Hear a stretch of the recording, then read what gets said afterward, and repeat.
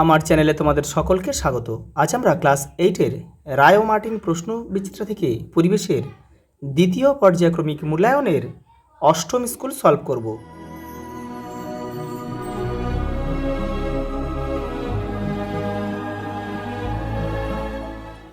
দেখো প্রথম প্রশ্ন, আপেক্ষিক তাপের একক। অপশান ডি আমাদের সঠিক উত্তর হবে, calorie per gram degree C. পরে দেখো 1 ক্যালোরি তাপ সমান সমান 4.2 জুল। অপশান বি আমাদের সঠিক উত্তর। পরের প্রশ্ন দেখো, বরফ গলনের লিন তাপ 80 ক্যালোরি পার গ্রাম। অপশান সি আমাদের সঠিক উত্তর। রাসায়নিক বিক্রিয়ায় যে পদার্থটি উৎপন্ন হয় সেটি হচ্ছে বিক্রিয়াজাত পদার্থ। Option D. দেখো এখানে বলছে জারক দ্রব্য হলো, এখানে জারক দ্রব্য হবে অক্সিজেন। অনুঘটকের কাজ হলো বিক্রিয়ার বেগ বৃদ্ধি করা। প্রদত্ত কোনটি তড়িৎ বিশ্লেষ্য? এটা হচ্ছে তড়িৎ বিশ্লেষ্য, অর্থাৎ এটা হবে লবণ। দেখো আগের প্রশ্নটা একটু দেখো, যে অনুঘটকের কাজ হলো বিক্রিয়ার বেগ বৃদ্ধি করা। এটা কিন্তু তোমাদের বইয়ের 88 নম্বর পেজে রয়েছে। কিন্তু এই যে দেখো, যেসব পদার্থ রাসায়নিক বিক্রিয়ার বেগ বাড়ায় তাদের বলে অনুঘটক বা ক্যাটালিস্ট। কিন্তু আমরা জানি কিন্তু যে অনুঘটকের কাজ হচ্ছে বিক্রিয়ার বেগ বৃদ্ধি করা বা হ্রাস করা। তাহলে তোমরা অপশান এও করতে পারো, অপশান সিও তোমরা করতে পারো। সি করলেও কিন্তু হবে, যে অনুঘটকের কাজে কোনো বিক্রিয়ার বেগ বৃদ্ধি করে, আবার কোনো বিক্রিয়ার বেগ কিন্তু হ্রাসও করতে পারে। সেই জন্য অপশান সিও তোমরা কিন্তু করতে পারো। পরে দেখো, তড়িৎ বিশ্লেষণে ব্যবহৃত পাত্র হলো ভোল্টামিটার। কোন প্রাণীর মাধ্যমে ডেঙ্গি রোগ ছড়ায়? এটা হবে এডিস মশা। দেখো বাদ বাকি অপশানগুলো একটু দেখে নাও। অ্যানোফিলিস হচ্ছে স্ত্রী অ্যানোফিলিস হচ্ছে তোমার ম্যালেরিয়া রোগ ছড়ায়, আর কিউলেক্স মশা হচ্ছে তোমার ফাইলেরিয়া রোগ ছড়ায়। দেখো ডটস পদ্ধতিতে যে রোগের চিকিৎসা করা সেটা হলো যক্ষা। পরেটা দেখো, একটি খারিফ শস্যের উদাহরণ দাও। খারিফ শস্য বলতে যেগুলো বর্ষাকালে চাষ করা হয়। তাহলে এখানে দেখো, এখানে আমাদের অপশান অনুযায়ী ধানটাই আমাদের এখানে অপশান এতে যে অপশানটা রয়েছে সেটাই সঠিক উত্তর। দেখো ছোলা, মুগ, মুস এগুলো সব শীতকালে চাষ করা হয়, এগুলো রবি শস্য। বজ্র নিরোধক দণ্ডটি তড়িতের অবশ্যই সুপরিবাহী হতে হবে।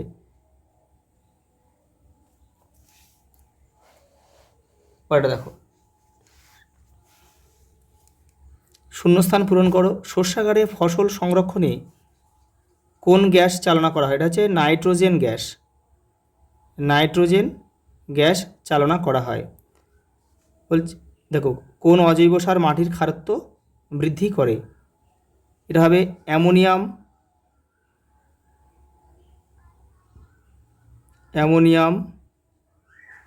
সালফেট।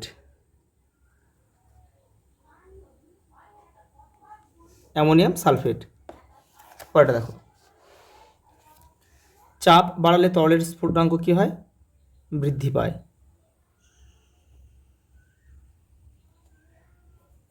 দেখো একটা সমীকরণ দিয়েছে, দেখো এখানে শুধু হবে সিইউ। এখানে দেখো H2O জল হয়ে তাহলে পড়ে রয়েছে, দেখো সিইউ পড়ে রয়েছে, তাহলে সিইউ। দেখো একটা স্তম্ভ দিয়েছে, দেখো একটা স্তম্ভ দিয়ে দেখো তাপ হবে হচ্ছে জুল। তাহলে এখানে আমরা কেউ তীর চিহ্ন দিয়ে কিন্তু মেলালে হবে না, কিন্তু কারণ লিস্টটা অনেকটা বড় রয়েছে, সব গুলিয়ে যাবে, দেখো ভুল হয়ে যাবে। তোমরা শুধু এখানে দাগ নামাটা এপারে দিয়ে দেবে। দেখো MnO2 হচ্ছে এখানে একটা অনুঘটক, তাহলে এখানে আমরা 2 লিখব। তারপর দেখো অ্যাসিটিক অ্যাসিড হচ্ছে মৃদু তড়িৎ বিশ্লেষ্য। এটা ভিনিগার আর কি। তড়িৎ লেপনে কী হয়? তড়িৎ লেপনে ধাতুর স্থায়িত্ব বৃদ্ধি পায়, তাহলে এখানে আমরা 4 লিখব। দেখো ডায়রিয়া হলে দেখো ORS খাওয়া হয়। Oral rehydration solution 5। এবার স্মল পক্সের টিকা কে আবিষ্কার করেছিল? Edward Jenner. এখানে আমরা লিখব 6।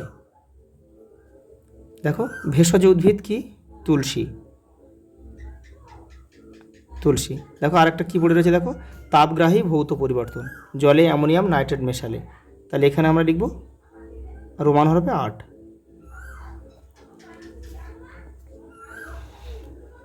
পরেরটা দেখো, রান্নার সময় পাত্রের মুখ বন্ধ করে রান্না করলে খাদ্যবস্তু তাড়াতাড়ি সিদ্ধ হয়ে যায় কেন? দেখো তোমাদের বইয়ের 38 নম্বর পেজ দেখো।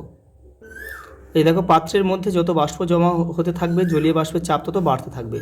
এতে জলের স্ফুটনাঙ্ক বেড়ে যাবে এবং জল খোলা হাওয়ায় যে উষ্ণতায় ফুটতো তার চেয়ে বেশি উষ্ণতায় ফুটবে, ফলে খাদ্যবস্তু তাড়াতাড়ি সিদ্ধ হবে। পরের প্রশ্ন দেখো, বিকিরণ ও পরিচলনের সংজ্ঞা দাও। দেখো তোমাদের বইয়ের 43 নম্বর পেজে রয়েছে দেখো পরিচলন। এই যে দেখো, এখান থেকে এটা করবে। আর বিকিরণটা রয়েছে দেখো 45 নম্বর পেজে রয়েছে। এই দেখো বিকিরণ রয়েছে, যে প্রক্রিয়া তাপ উষ্ণ বস্তু থেকে অপেক্ষাকৃত কম উষ্ণ পরিমণ্ডলে ছড়িয়ে পড়ে ও ছড়িয়ে পড়ার জন্য কোনো মাধ্যমের প্রয়োজন হয় না তাকে বিকিরণ বলে।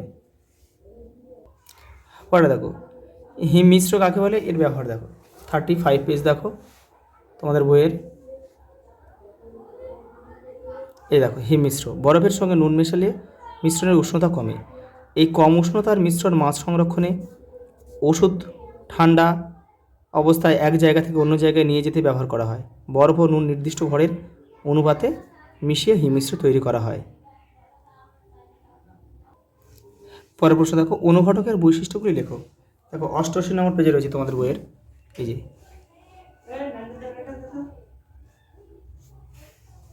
এই দেখো, অনুঘটক রাসায়নিক বিক্রিয়ায় অংশগ্রহণ করে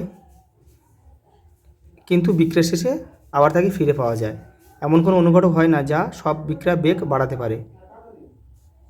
দেখো, কোনো বিক্রিয়ায় কোনো অনুঘটক উপযোগী হবে তা পরীক্ষা করে তা বার করতে হয়, বিক্রিয়ার সমীকরণ দেখে বলা যায় না। পরে দেখো, তড়িৎ বিশ্লেষণের 3টি গুরুত্বপূর্ণ ব্যবহার লেখো। দেখো তোমাদের বইয়ের 106 নম্বর পেজে রয়েছে দেখো। এই যে তড়িৎ বিশ্লেষণের 3টি গুরুত্বপূর্ণ ব্যবহার দেখো, ধাতু নিষ্কাশন, ধাতু পরিশোধন আর তড়িৎ লেপন।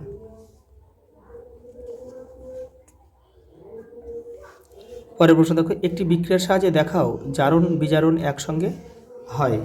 দেখো তোমাদের বইয়ের 98 পেজে উত্তরটা রয়েছে। এই যে এই একটা লিখলে এখান থেকে এই পর্যন্ত লিখলে হয়ে যাবে।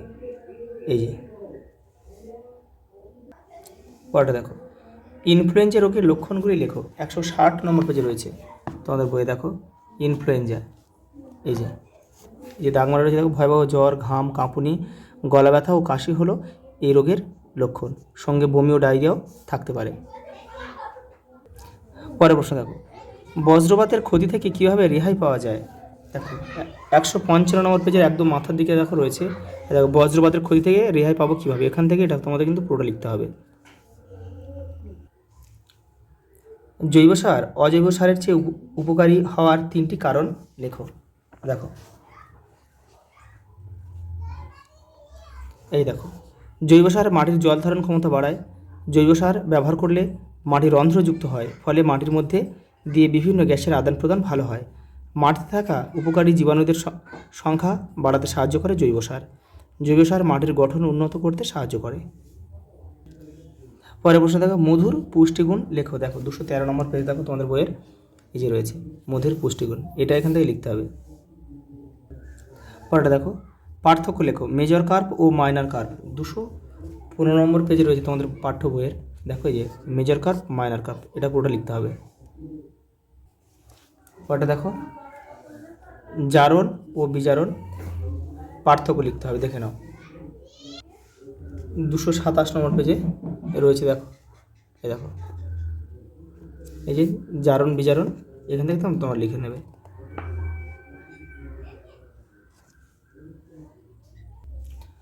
লাস্ট প্রশ্ন দেখো, বাষ্পায়ন ও স্ফুটনের পার্থক্য। দেখো 91 নম্বর পেজে রয়েছে রাইট মার্টিন। দেখো বাষ্পায়ন ও স্ফুটনের পার্থক্য। এই যে